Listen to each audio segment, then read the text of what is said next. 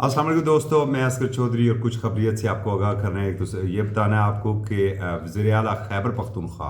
अली अमीन गंडापुर 4 दिनों से इस्लामाबाद में क्या कर रहे हैं, उनकी मुलाकातें किस से हो रही हैं और क्या मुलाकातें हो रही हैं। और साथ ही आपको ये बताना है कि शेर अफजल मरवत जो पाकिस्तान तहरीक इंसाफ के सीनियर रहनुमा है और मीडिया के ऊपर बड़ा खुल के खेलते हैं, उनके कौन से बयान से खलबली मची है और पार्टी के अंदर से मुखालफत की आवाज़ें क्यों आ रही हैं। ये दो खबरों से आगाह करें। साथ आपको पीपल्स पार्टी कि नई हिकमत अमली क्या है, क्या हुकूमत में आ रही है या नहीं आ रही है। तो मुख्तसरन आपको सबसे पहले बताते चलें कि जो वज़ीर आला खैबर पख्तूनख्वा है मैं अली अमीन गंडापुर, वो इस वक्त KP हाउस इस्लामाबाद में मौजूद हैं और गुज़श्ता 4 दिनों से वो KP हाउस में ही हैं, मतलब शहर इक़्तिदार में ही हैं। पार्टी के साथ तो उनकी मुशावरतें मुलाकातें हो ही रही हैं। साथ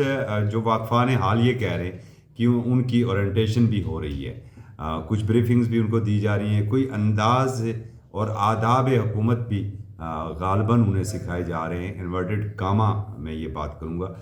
और साथ जो है चूँकि जो उनकी मीडिया टॉक थी पेशावर में, उसके फ़ौरी बाद जो दूसरे दिन उनकी वज़ीर आज़म से मुलाकात थी और उस मुलाकात में बड़ी हद तक बर्फ़ जो थी वो डल चुकी थी, पुलों के नीचे से बहुत सा पानी बह चुका था और दोनों के दरमियान वर्किंग रिलेशनशिप थे वो ख़ासे बेहतर हुए उस मुलाकात में और आने वाले दिनों में इसके असरात भी आपको नज़र आएंगे। साथ जो सबसे अहम बात यह है कि इस वक्त कोशिश हो रही है अली अमीन गंडापुर साहब की कि वो बानी PTI से मुलाकात करें और मुतवक्किल मुलाकात है उनकी, ये अगले 12 घंटों में भी हो सकती है और 24 से 48 घंटों में भी उनकी मुलाकात हो सकती है, जिसमें एक तो बानी चेयरमैन इमरान खान साहब को वो ब्रीफ करेंगे, बताएंगे कि उनकी वज़ीर आज़म शहबाज शरीफ से मुलाकात में क्या बातें हुई, क्या उनसे गुफ्तगू हुई और साथ वो जो सेनेट के इंतख़ाबात हैं उस हवाले से भी कुछ मुशावरत उनसे होगी। एक जो ख़ास चीज़ इस मुलाकात के अंदर जो वज़ीर आज़म और उनकी हुई है, उसमें जो हमें ज़राए ने अपने ने ये बताया है कि अली अमीन गंडापुर साहब की कोशिश है कि उन्हें जो चीफ़ सेक्रेटरी, चूँकि चीफ़ सेक्रेटरी देना है वफाक ने, तो चीफ़ सेक्रेटरी जो है वो शाहब साहब के लिए वो कोशा हैं कि शाहब साहब को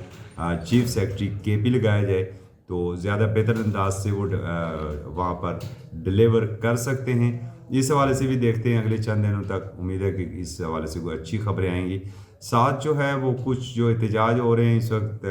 अमेरिका में बखसूस एहतजाज हो रहे हैं, उनका भी असर जो है वो तनाव उससे मज़ीद बढ़ रहा है और इसकी हल्की सी झलक आज हमने कौमी असम्बली में भी देखी है कि कौमी असम्बली में आज एक हफ़्ता से ज़्यादा हो चुका है जो दरख्वास्त दी गई थी पाकिस्तान तहरीक इंसाफ की जानब से, मतलब उनकी जो वहाँ पर है जमात सुन्नी इत्तेहाद कौंसल के उमर अयूब साहब को अपोजिशन लीडर उनकी तकर्री की जाए, नोटिफिकेशन जारी किया जाए, मगर वो भी मामला अभी जो है हमें बिल्कुल झूलता हुआ नज़र आ रहा है। अभी तक उनका नोटिफिकेशन हुआ नहीं है और लग भी नहीं रहा है क्योंकि आज इजलास जो है गैर मुअय्यना मुद्दत तक के लिए मुलतवी हो गया है। तो लग रहा है कि उसे अभी ज़रा थोड़ा सा लटकाया जाएगा मज़ीद और अपोजिशन लीडर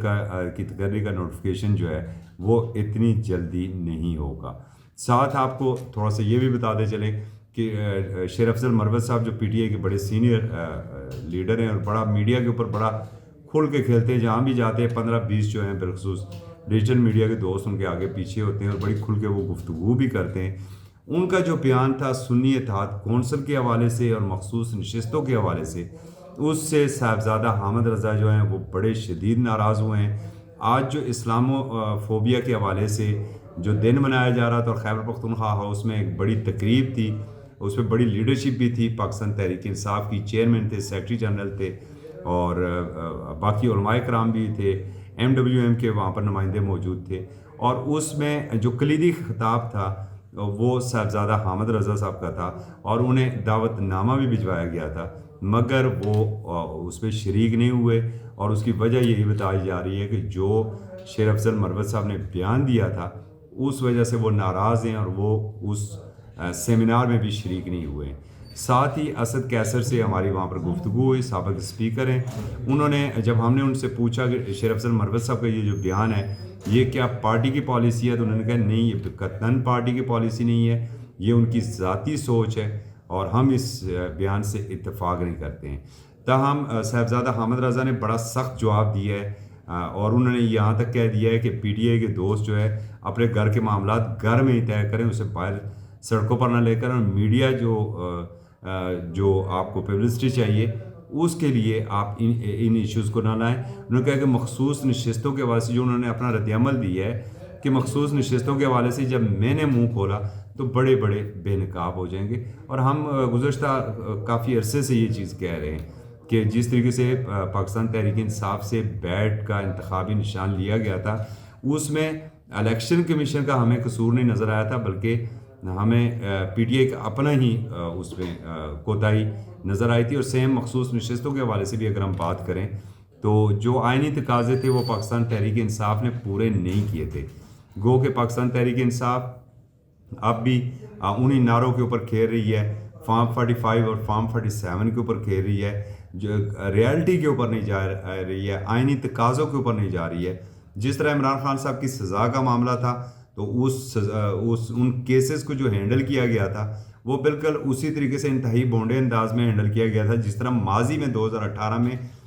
میاں نواز شریف صاحب کے جو کیسز تھے وہ پارٹی نے اپنی مقبولیت اور حکومت کو دیکھتے ہوئے انہیں اس طرح ڈیفینڈ نہیں کیا تھا جس طرح انہیں کرنا چاہیے تھا، اور بالآخر میاں صاحب کو جیل یاترا پر جانا پڑا تھا۔ ٹھیک اسی طریقے سے عمران خان صاحب کو جیل یاترا پر بھجوانے میں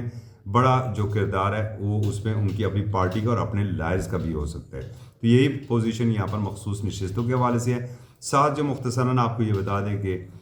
پیپلز پارٹی ابھی وفاقی کابینہ کا حصہ نہیں بن رہی ہے، حکومت کی جانب سے مسلم لیگ نون کی جانب سے دوبارہ ان سے رابطے ہوئے ہیں، تاہم وہ ابھی فوری طور پر وفاقی کابینہ کا حصہ نہیں بنیں گے، بلکہ ان کی جانب سے یہ کہا گیا ہے کہ ہم اپنی جو سینٹرل ایگزیکٹو کمیٹی ہے اس میں یہ معاملہ لے کر جائیں گے، اس کے بعد ہم فیصلہ کریں گے کہ ہمیں وفاقی کابینہ میں شامل ہونا ہے یا نہیں ہونا ہے۔ قومی اسمبلی کا اجلاس بھی غیر معینہ مدت کے لیے ملتوی ہو گیا ہے، اور سیویلین حکومت میں پہلی بار جو ہے ہاؤس آف فیڈریشن یعنی کہ سینٹ آف پاکستان غیر فعال ہوا ہے۔ ابھی تک کے لیے اتنا ہی، اجازت دیجیے، اللہ حافظ۔